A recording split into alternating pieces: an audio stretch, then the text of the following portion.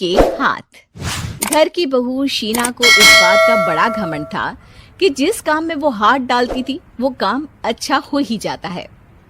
शीना की हर बात में हाथ का इस्तेमाल जरूर होता था। एक दिन शीना का पति आकाश उससे कहता है, कल जो वो भिंडी बनाई थी ना तुमने, वाह वाह वाह वाह, मजे आ गए। मैंने अपने हाथों से बनाई थी। मेरे हाथों में वैसे भी जादू है, जिस चीज को छू लेती हूँ सोना बन जाती है। अब ये थोड़ा ज्यादा हो रहा है। मतलब अगर हर चीज को छू के सोना ही बना देती हो तुम, तो हमारे नाम के पीछे भी अंबानी लगा देते हम।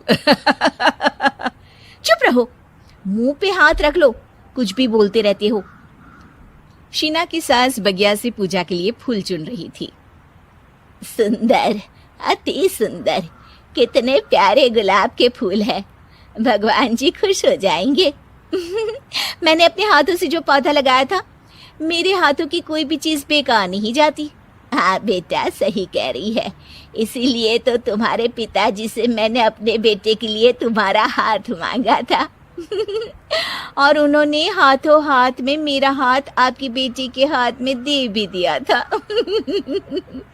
हाँ बेटा, वो तो है, पर मुझे ये बता, तू ये हर बात में हाथ क्यों बीच में लेकर आती है?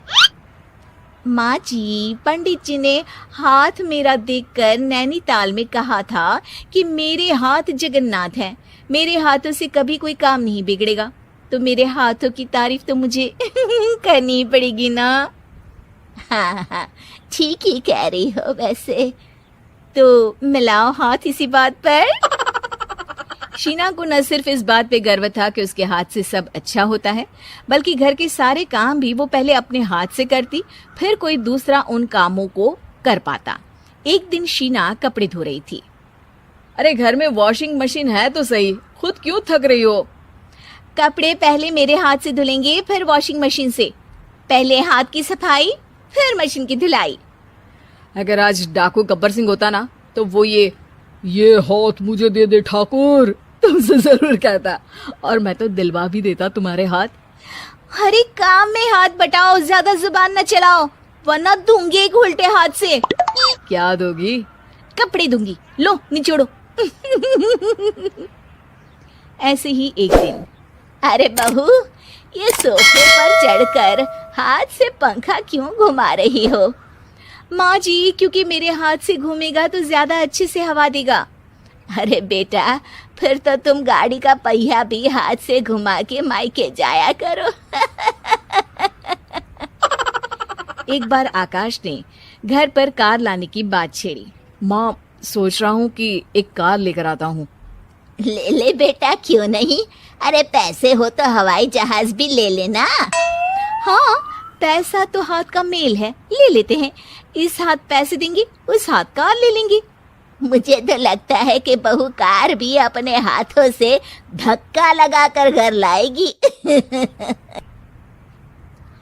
वो तो नहीं करूंगी, लेकिन सबसे पहले स्टीयरिंग पर हाथ मैं ही लगाऊंगी, ताकि गाड़ी का आना शुभ हो। अरे घर ले आने तो दो, फिर हाथ लगा लेना। लेकिन शीना नहीं मानती। अगले दिन ही सब कार लेने जाते हैं। शीना सेल्समैन से कहती है, भैया ये कार बहुत पसंद है, पैक कर दो।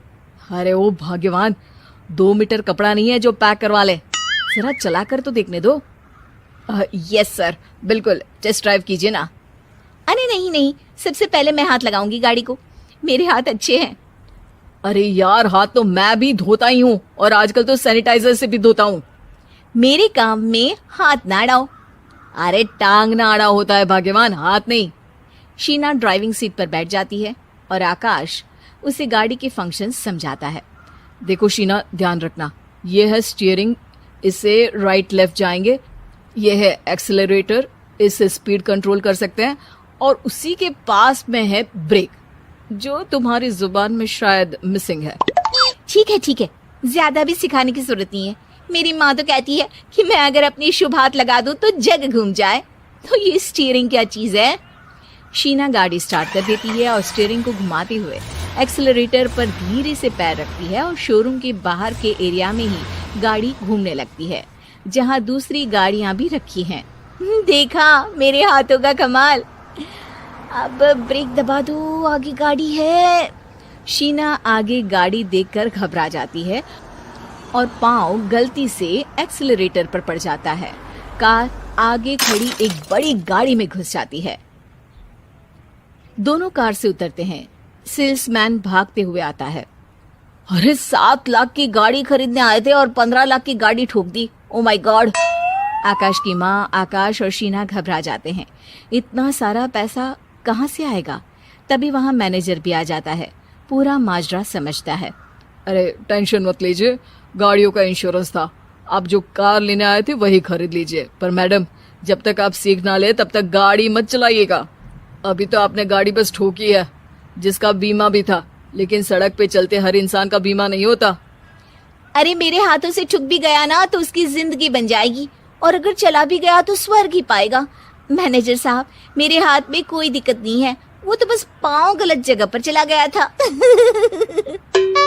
शीना की बात सुनकर आकाश अपना सर पीटता है और उसकी सास अपने हाथ से खुद का मुंह छिपा लेती है और मैनेजर हाथ जोड़कर माफी मांग लेता है।